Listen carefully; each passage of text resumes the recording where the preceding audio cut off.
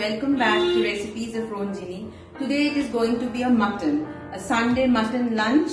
This mutton is called Karai mutton. This is a very authentic recipe from Pakistan, specifically from Northwest Frontier province of Pakistan. The name Karai mutton is derived from the vessel in which it is cooked, a karai, a cast iron karai. Karai Gosht is said to be a dish from the Northwest Frontier province of Pakistan, precisely from the town of Landi Kotal, a rustic and traditionally Pakhtun place sitting close to Afghanistan atop the Khyber Pass.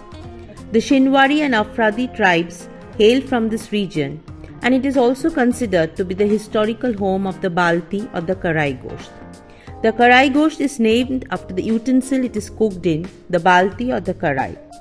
The cooking utensil is referred to as Balti in this Pakhtun town, while in southern Pakistan it is referred to as Karai.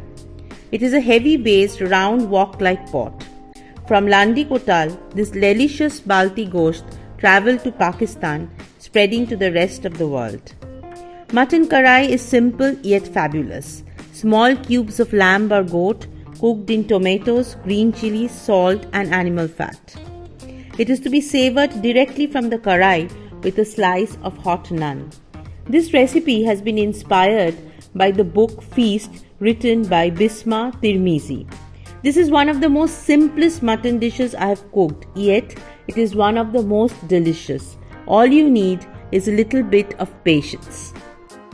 So friends, we go over to the ingredients. It's a very simple dish and we need very few ingredients, and believe me, it is going to be a mutton without onions, without garlic and without ginger.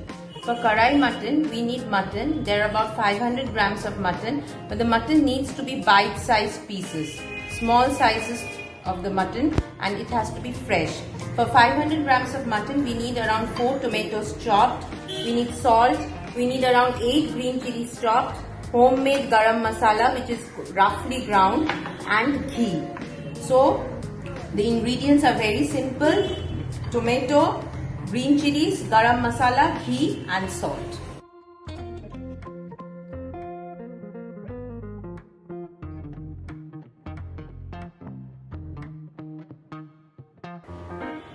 So friends, this is how we begin it. This is a cast iron karai. If you do not have a cast iron karai, you can go for an enamel one or a simple non-stick one. But I am using a cast iron one.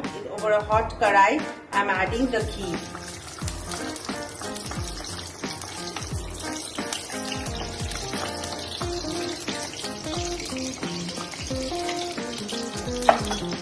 Over the ghee, we have to put the mutton. Actually, we have to braise the mutton. In high heat, we have to braise the mutton.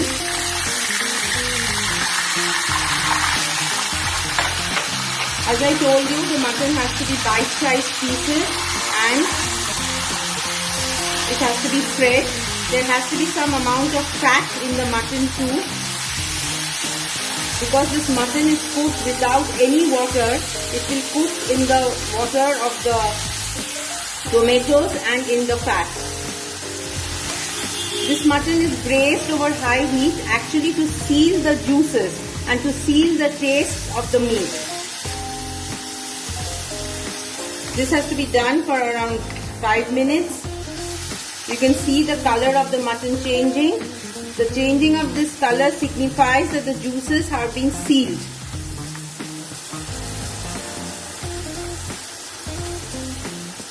This is now over high heat, but later when it is going to be cooked, I'll put it over low heat. See, the color of the mutton has changed. So we now add the tomatoes and the green chilies and salt. We are adding the salt. You have to give a good stir.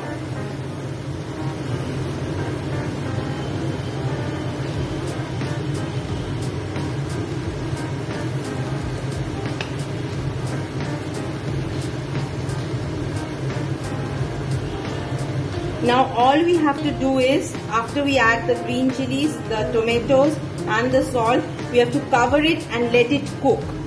Ideally, in the traditional recipe, this is cooked in a karai, covered karai, over an hour. I will do that, but in case you are short of time, you can use a pressure cooker at this point of time. Let me keep it covered for around 10 minutes, and then I will show you when you can transfer this mutton onto a pressure cooker. Friends, this is after covering it over 15 minutes. You can see I have covered this over high heat. Now at this point, if you want to transfer the mutton to the pressure cooker, you can. You add the home ground garam masala and you can transfer it to the pressure cooker at this point. I do not use a pressure cooker. I lower the gas, I keep it covered for around 45 minutes to make my karai gosht ready to be served. Friends, the mutton has been cooking over low flame covered for 45 minutes. This looks like this, and now the mutton is done. You can see. If you want at this stage, whether you do it in a karai or do you do it in a pressure cooker, you can adjust the salt and the chilies. I think this is perfect. See the color, the ghee and the mutton fat has left the sides, and not a drop of water has been used in this karai gosht. So now this is ready to be served. So after 45 minutes of slow cooking, dum cooking, this is the karai gosht or the karai mutton.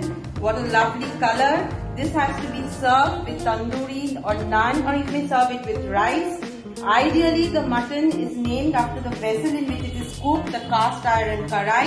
You can serve it in that karai also, but I have got a little dainty karai in which I am serving. And for the tandoori roti, I am just rubbing some ghee, some desi ghee over it. And this will give some taste.